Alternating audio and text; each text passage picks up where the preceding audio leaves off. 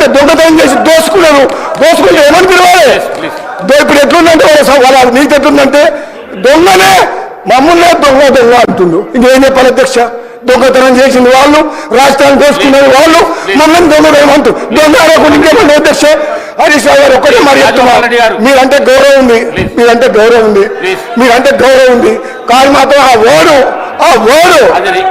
మీ వెనక తీసుకోవాల్సిందే, లేకపోతే మీ హౌస్ అధ్యక్ష.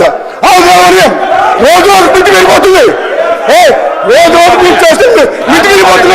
కంట్రోల్ చేయాలి అధ్యక్ష, కంట్రోల్ చేయాలి. వాళ్ళు రోజు ఏమనుకుంటున్నావు?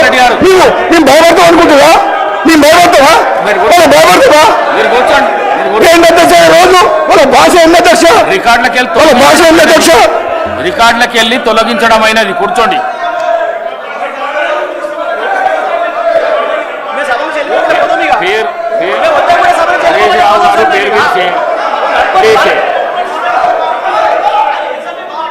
చలో చలో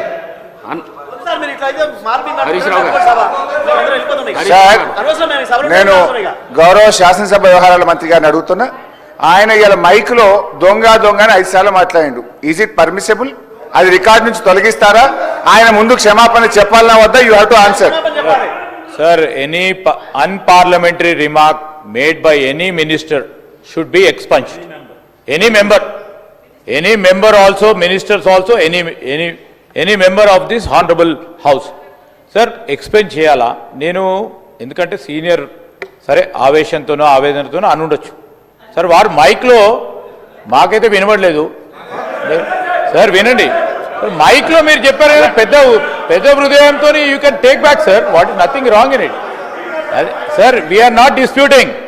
నేను ఎవరు మాట్లాడినా అన్పార్లమెంటరీ మాట్లాడినా sir I'm on my lecture to say, ఎవ్వరు కూడా అన్పార్లమెంటరీ మాట్లాడినా అది ఎక్స్ప్లెయిన్ చేయాల్సిందే డెఫినెట్లీ సార్.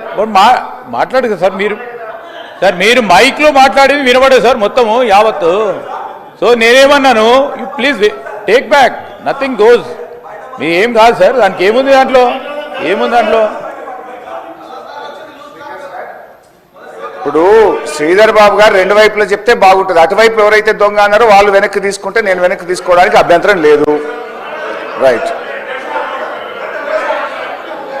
సార్. అయితే అధ్యక్ష, let's go to the subject. అధ్యక్ష, నేను మీతో కోరేది ఒక్కటే అధ్యక్ష, దయచేసి కొద్దిసేపు సబ్జెక్ట్ మీద మాట్లాడాలనుకున్నా, బట్టి గారు ఏమో బయటకు పోయారు.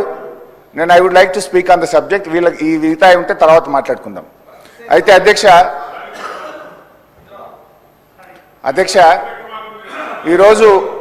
ఈరోజు గౌరవనీయులు బట్టి విక్రమార్క గారు సభలో మాట్లాడుతూ అన్ని కూడా పచ్చి అబద్ధాలను, గోబల్స్ను, ఎన్నికల ప్రచారంలో ప్రతిపక్షంలో ఉన్నప్పుడు ఏ రకమైన మాటలు చెప్పారో ఈ సభలో కూడా అదే చెప్పారు. నేను I want to prove all those things. మొట్టమొదటిది, ఆస్తులు అమ్మడం లేదు, మేము మీలాగా ఇది అబద్ధము అని డిప్యూటీ సీఎం గారు చెప్పారు. I would like to show the record. GO number 54 dated 26 June 2024 ఈ ప్రభుత్వం వచ్చిన తర్వాత. ఏంటిది? ల్యాండ్స్, రంగారెడ్డి జిల్లా, alienation of the government land to an extent of 400 acres, survey number 25, situated in Gachibowli village, Sherlingampalli Mandal, in favor of Industrial Infrastructure Corporation for the purpose of development of IT and mixed use on payment of market value 75 crores per acre.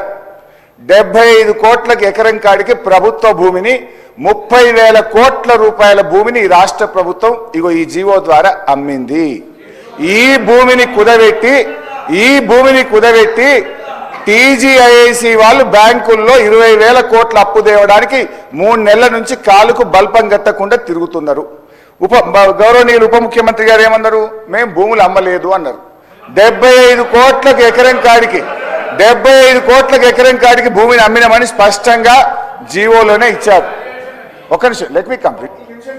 అధ్యక్ష, బాగా అనుభవం ఉన్న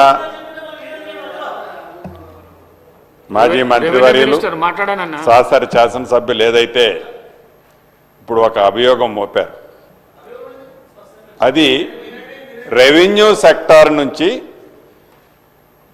ఆ సెక్టార్కి transfer చేసి దాని cost రేపు దాన్ని realise అయిన తర్వాత ఆ అమౌంట్ని దీనికి తీసుకునే ఉద్దేశంతో దాన్ని చూపించామే తప్ప అంటే 30,000 కోట్లు ఆ సెక్టార్ నుంచి రెవెన్యూ సెక్టార్కో లేకుంటే ఆ ఖాతా నుంచి ఇటు వచ్చినట్ల ఏదో ఒక పేపర్ చూసి మీరు అమ్మిన దాంతో పోలిస్తే మేము అమ్మిందంత అధ్యక్ష ఒక్క గజం ఇందిరమ్మ రాజ్యం వచ్చిన తర్వాత ఈ రోజు వరకు మేము ఒక్క గజం అమ్మినట్లు మీరు రుజువు చేయండి.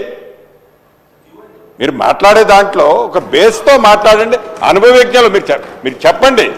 కానీ అసత్యమైనవన్నీ కూడా సత్యంలాగా మీరు అలా ప్రజెంటేషన్ చేయటం కరెక్ట్ కాదని ఈ వేదిక ద్వారా వారికి చెప్తున్నాను. హరీష్ రావు గారు.